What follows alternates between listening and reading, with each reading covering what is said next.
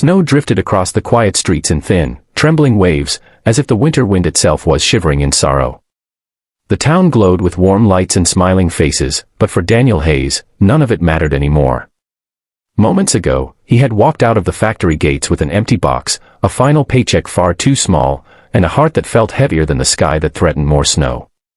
Christmas Eve was supposed to be a night of magic, a night of hope, but for Daniel, a single father fighting to give his little girl a life she deserved, it became the night everything collapsed. His job was gone. His savings were nearly gone. And the look on his daughter Lily's face when she asked about Christmas morning haunted him like a shadow he couldn't outrun. Before the story continues, if you believe in kindness, second chances, and humanity, please like, comment, share, and subscribe to the channel Kindness Thread. Your support keeps these stories alive. Daniel walked through the streets with slow, uncertain steps, the world around him a blur of festive cheer he couldn't absorb. He kept replaying the moment his manager called him into the office, the cold and distant tone in his voice, the forced apology about budget cuts, and the thin envelope that felt like an insult more than compensation. He wasn't angry at the job or the world, just tired.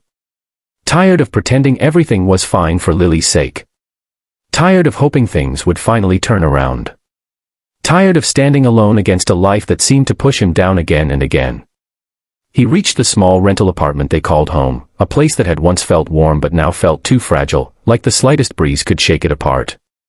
Inside, Lily was sitting by the window, her pink hat still on, her eyes sparkling as she watched flakes dance under the street lights. She had been waiting for him so they could go to the Christmas market together, something they did every year. Daniel forced a smile, pushed down the ache in his chest, and took her hand as they stepped out again. He knew she noticed something was off, children always do, but she didn't say anything. She simply looked up at him with the pure trust he feared he didn't deserve anymore. The marketplace glowed with warmth, laughter, and the smell of roasted chestnuts. People held hands, exchanged gifts, and hugged their loved ones tightly. Daniel tried to blend in, but every joyful scene around him only added weight to the storm he was carrying. The truth was, not only had he lost his job, but he was also behind on rent. The landlord had warned him that he had only a few days left. Daniel didn't know how to tell Lily they might not have a home for New Year's. She deserved better than a father who kept failing, no matter how hard he tried. As they wandered through the lights, Daniel spotted someone in the crowd, a woman in an elegant coat, standing tall with the confidence of someone who had never known the coldness of empty pockets. Her name was Amelia Walsh. They had once worked together, though work together was generous, she had been promoted quickly, while Daniel had remained a regular worker. Their paths rarely crossed except for occasional disagreements or misunderstandings, and Daniel had always thought she disliked him. She represented everything he didn't: stability, success, certainty. She was the very last person he would ever expect to care about someone like him. He tried to avoid her, but she noticed him almost instantly. When their eyes met, Daniel felt exposed, as though she could see the truth he was trying so desperately to hide. She walked toward him slowly, her gaze shifting from him to Lily. Daniel braced himself for polite small talk or some awkward conversation he wasn't emotionally prepared for, but instead she simply asked if he was all right.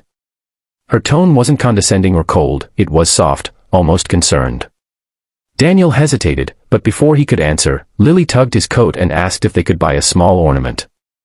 He checked his pocket, knowing what he'd find. A few coins.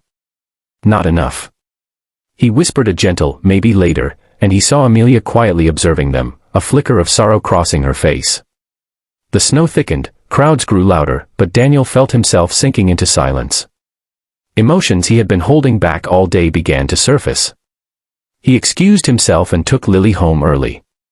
He tucked her into bed, kissed her forehead, and sat alone in the kitchen with the single envelope containing his final paycheck and overdue notices. Tears finally escaped him, not out of weakness, but out of exhaustion. He didn't know what to do next. He didn't know how to protect the only person who truly mattered. And above all, he didn't know how much longer he could keep pretending he had answers. When a sudden knock echoed through the quiet apartment, Daniel wiped his eyes quickly, assuming it was the landlord. But when he opened the door, Amelia stood there, snow dusting her hair and coat, carrying 2 bags and a nervous expression he'd never seen on her before. She told him she followed him home not out of arrogance, but because she saw something in his eyes she couldn't ignore.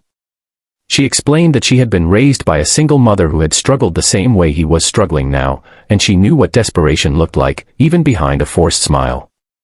She handed him a warm box of groceries, a small gift wrapped for Lily, and an envelope. Daniel tried to refuse, his pride screaming louder than his circumstance, but she insisted gently. In the envelope was not charity, but an offer, a temporary job at the company's new community program she was supervising. She told him she had always respected his work ethic and that his position loss was not his fault.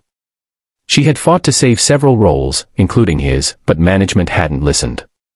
This was her way of making things right. The job started in January, with full salary and health benefits, and she assured him his situation would stabilize. Daniel felt the ground shift beneath him. He had expected loneliness, disappointment, maybe even humiliation, but not compassion. Not from her. She didn't owe him anything.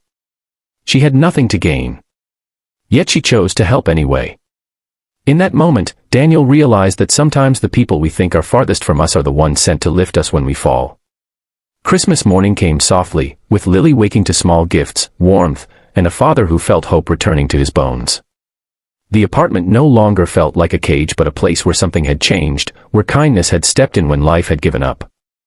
Amelia didn't just save their Christmas, she gave Daniel the chance to rebuild, to breathe, and to believe again. As Daniel watched Lily laugh, holding the little ornament she had wanted so badly, he understood something profound: kindness doesn't always come from where we expect it.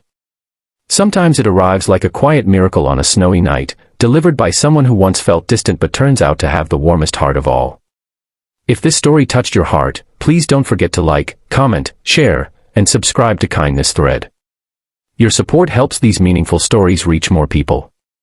Before we end, tell us in the comments, do you believe unexpected kindness can change a life?